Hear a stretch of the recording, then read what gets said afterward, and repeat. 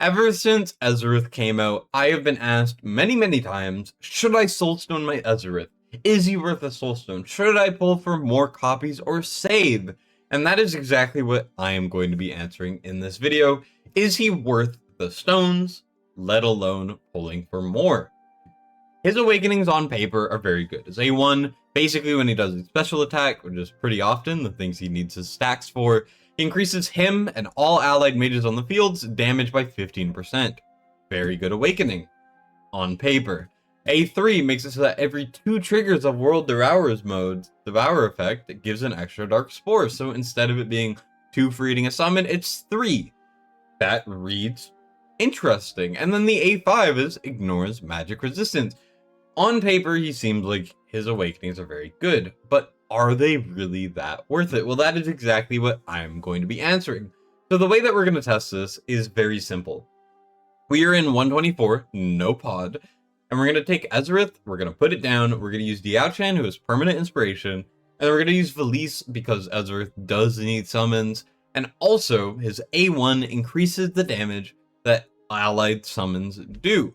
So obviously we need to have a summoner there to compare their damage as well.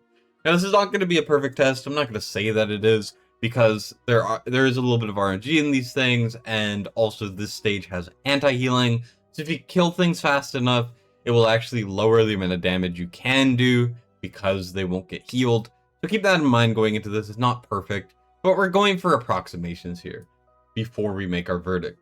And the way this is generally going to go once we get into the stage, I'm not going to show this every time. I'm going to basically talk a little bit about some things that I noticed going into this, and apart from that, I'm just going to skip through most of the fight. The way we're going to place things is this. The reason why I place Valise right here is because she can do damage properly, and as long as we keep her in the same spot, it'll be consistent. And the other issue is I don't want her to die, right? If she dies because of whatever reason, it causes issues. So what we're going to do is we're going to do this. We're just going to auto ult, and I'm going to go through until we lose. Then I'm going to catalog how many enemies were killed. And then I'm also going to catalog how much damage was dealt. And we're going to compare that against the other awakenings and really see if his awakenings are good. Now, obviously, you know, I got to go through this. So I'll see you guys later, and we're going to get the benchmark for a base Ezareth at A0.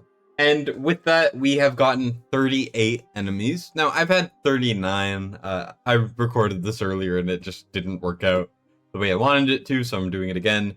This is the damage, all right? We have 636 million damage, which is insane, and 343 million on Valise at A0. A0, that's pretty darn amazing, obviously. Now, keep in mind, I do have some really good gear and everything, so you might not get that result if you do this, but hey, that's pretty damn good. But what are we going to do for the A1? Well, the same thing, obviously, because we got to remain consistent.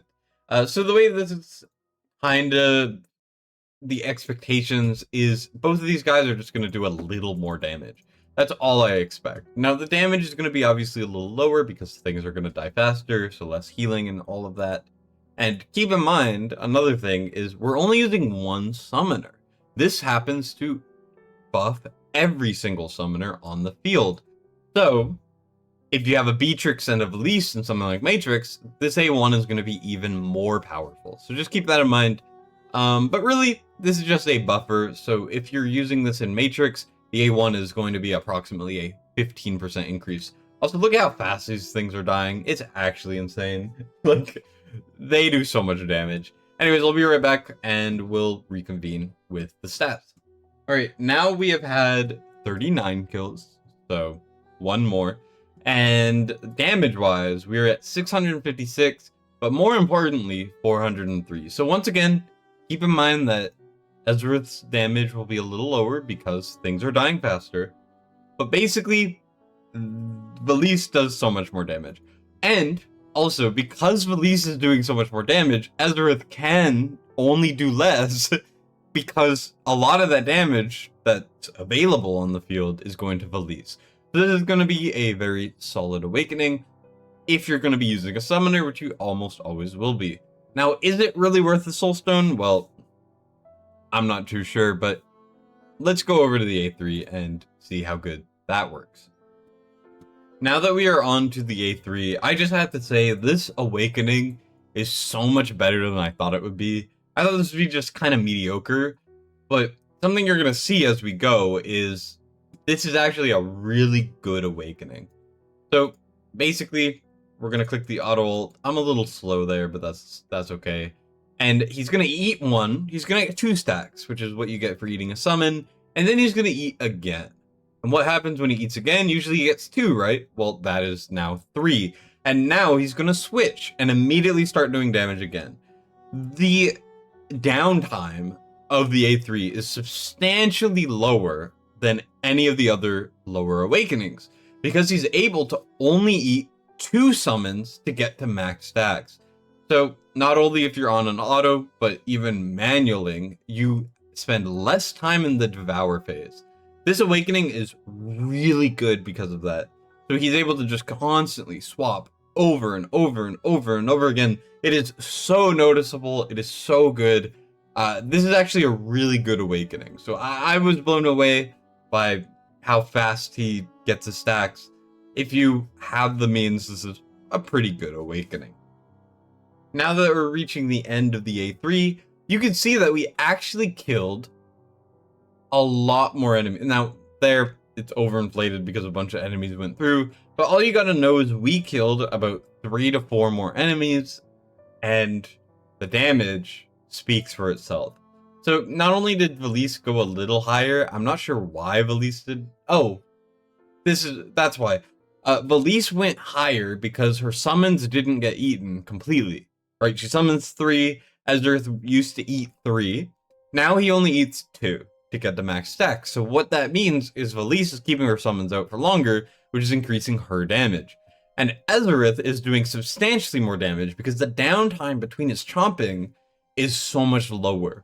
So even though there's no damage increases from the A3, it's actually a really good awakening because it increases the amount of time he has using those stacks and dealing big damage. The A3 is actually pretty damn solid, especially in areas like Matrix where you have very little downtime in between him getting his stacks. You want to eat the stacks as much as possible, and you want those summons to be out as much as possible to really, really, really help with both sides. So that's a good awakening there. Let's move on to the A5. So for the A5, all you really got to know is this is going to change depending on whether you are dealing with a very high magic resistant enemy or a very low magic resistant enemy. So if you use Ezareth in something like Guild versus Guild, you're going to have a lot more success against things like the Pharaohs, which are very resistant to magic if you have Ezareth A5. But areas like this, where the enemies are a little bit more, lenient to magic DPS, because you're supposed to use magic DPS, it's going to be less impactful. So whatever the results are here, just know that it depends on the situation. But we're looking for a baseline here, so we're going to see how much more damage this does. So with that out of the way, let's see what the results are. And without a big change in the amount of enemies killed, what we're going to see is, well, hopefully more damage. So how good does an A5 Ezareth do? Well, he does a decent amount more damage. Now, once again, this will vary a little bit, and there is some RNG, but this isn't going to be the most impactful awakening out of all of them. Out of, the A3, the A1, the A5, I don't think the A5 is going to be the most impactful, just because a lot of content Ezareth is good in. The enemies don't really have a lot of magic resistance. So what do I think of the awakenings? Well, obviously, we start off strong. The A1 gives about 15% more damage. The A1, if you're using him in Matrix, is kind of a must-have because, Valise is one of the better DPS. Beatrix is one of the better DPS. They go on both sides of the field, so they're very valuable. And Ezareth A1 is going to buff both of them, which is obviously huge, right? That's very important. But when it comes to you know, you using him with 1, it's going to be a little bit less powerful, but it's still very good. It increases his damage by about 15%. The only reason why it didn't really reflect that is because Felice started taking all his damage, right? Because she started to do a lot of damage. You see what I mean? And then the other thing I would say is the A3 is also really good. Now, do I think these are very valuable awakenings to the point where you would use Soulstones? Not really. And the reason why I'll explain is basically the only reason I would ever Soulstone Ezareth is if you literally have everything else A5 and you don't know what to do with yourself. Let's go over some better A5s, shall we? Starting off, we can go with the Arbiters. Ingrid A5. If you don't have Ingrid A5, why are you thinking of Soulstoning someone else? Ingrid is going to be better. Praetus A1 is kind of all you need now, maybe A2, but his A3 is good. I would say A3. If you have Pope A3, you don't really need to get him higher. So A5 Ingrid, A3 Pope. If you already have that, you can move on. If you don't have that, then don't be Soulstoning your Ezareth. Now, if you have any ounce of care about areas like Guild versus Guild, Iovar.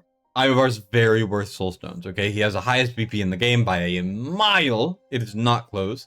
And he's also good in a lot of areas, right? He's good in almost every single stage in the game, right? Those are some very, very valuable Soulstone candidates. Now, beyond that point, I would argue 2 heroes are still better to Soulstone than Ezareth. I would argue Valara, even with Lord Soulstones, is more valuable than Ezareth for stoning, because Valara is not only the best arena hero in the game, or one of them. I would argue Ingrid's a little bit more valuable right now, but you know, she's up there. Obviously, Valara is. Valara A1, Valara A5 are both 25% more damage and then 20% more damage. You gotta have the A1 and A5 if you really want to reach her full potential, and she's incredibly good. And then Nastia. I think Nastia is very good. Her A3 and her A5 are both very powerful. If you do use her a lot, I think she's a bit more valuable than Ezareth. And then beyond that point, I would say that you could consider the A1, consider the A3. The A5 is good, but unless you've like pulled a natty A3, I wouldn't Soulstone the A5.